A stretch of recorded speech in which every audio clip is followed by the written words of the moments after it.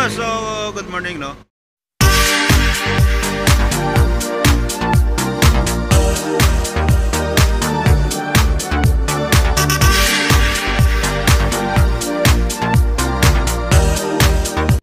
May ginagawa tayo dito na Hyundai Santa Fe. So ito mga boss, pakita ko lang sa inyo. Gusto ko lang i-share, no? Kasi ito galing na to sa ibang manggagawa. So unang diagnose kay Labusing, sira daw yung aircon switch. So pinabili sila. Ito yon. Nung sinalpak nila yung bagong bili, ganun pa rin mga boss. Kasi hindi naman sira ang switch niya dahil umiilaw ito, may function itong mga to. So ganun din ito mga boss, may function din. Ngayon, nung pagkasalpak, ganun pa rin, no? So nagpalit na naman sila ng pressure switch. Dito, palit na sila ng pressure switch. Bagong pressure switch. Ito. Ayan. Ayan, bago na yan, pinalitan nila. Sila si Ray. Saan kayo galing, sir? Plug nyo lang, malapit lang pala. Halo, Cavite. Kami Cavite daw. So sila si Ray. Itong unit mga boss sa Cavite. Ngayon, naglagay na yung kasi 1 month to doon mahigit sa unang talyer na pinagdalhan, ano?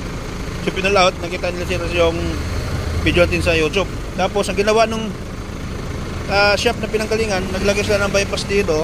Ayan, papunta sa compressor. Tapos dinidikit lang sa positive. Ang problema lang mga boss, mag-i-exit yung preyon kasi nga hindi umiikot yung compressor, no? So mag-i-exit valve siya. So nakita na sir yung video natin, pumunta dito. So maaga si sir. Ito, tinotroubleshoot ko siya. So in-scan ko mga boss. So hindi ko lang nakuha ng scan, ano, kasi hindi ko lang nakuha ng video dahil medyo busy rin. Kaya i-share ko lang sa inyo kung ano nangyari. So nagpalit na rin ako ng relay. Inisting ko rin yung relay. Binasahan ko yung scan. So wala akong nakita problema sa aircon switch, wala lahat mga boss. Ang problema, walang negative na makapasok dito sa aircon switch as a relay. So pero merong negative na output papunta sa ECU.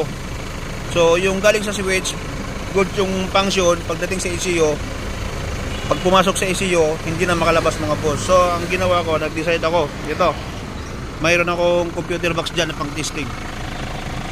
Ayan yung luma nilang computer box yung sa ilalim. Ito yung sa akin. So ang dito sa akin mga boss, hindi ako basta-basta palit ng palit na hindi naman sigurado, no? So ginawa ko, sabi ko kay bossing, i-testing ko yung computer box ko dyan. Dahil kung ganun pa din, may problema na ang wiring. So pero sa nakikita ko kasi mga boss, good ang wiring niya kasi halos intact naman, walang binago. So nagpalit ako ng ECU mga boss. Ito, tinisting ko, pumalo yung compressor, umuikot sa compressor. Kung nakikita nyo, nagmo-moist na siya. Ayan, no?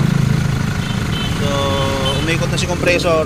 Tapos ang problema ni bossing, nandoon sa computer box ang problema.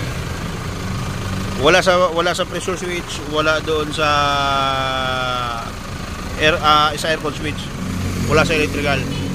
So nandoon sa computer box. Kaya ito yung sinasabi ko mga boss, na mahirap pag puro tayo pabili ng pabili. Kawawa naman yung may-ari, kasi okay sana kung yung piyesang pinabili kapag hindi umubra ay pwedeng maibalik. Ang problema hindi, no? Yung aircon switch nila, sayang, nandun na, hindi na naman ibalik yan. Yung pressure switch, yung preyon, so yun nga yung mga boss so gumastos sila na wala nangyayari. Pag dito sa akin mga boss, sasalpakan ko ng piyesa yan, may pang testing ako. Bago kayo magbayad, sigurado tayo na yun ang sira. Hindi yung pabili mo tayo ng pabili, yung pala hindi pala yun ang sira. So unang-unang kawawa si customer dyan, ano? So share ko lang mga boss, Hyundai Santa Fe, no? Aircon lang ang problema, napupunta sa computer box kasi maling diagnose mga boss. Okay, so yun lang. Ito, pinalitan ko na ng computer box sa lagayan dahil nandoon sa loob ng computer box. Ayaw kong repairin kasi magdudoble ang gastos, kasi bubunutin natin yung pinaka-IC niya para lang mapalitan, para lang sa aircon. So once kasi na nagalaw yun, 50-50 tayo doon kung magtatagal. Okay, tapos magpo-program tayo ulit. Okay mga boss, yun lang. Maraming salamat sa pag-subscribe sa AC Work Team. Thank you.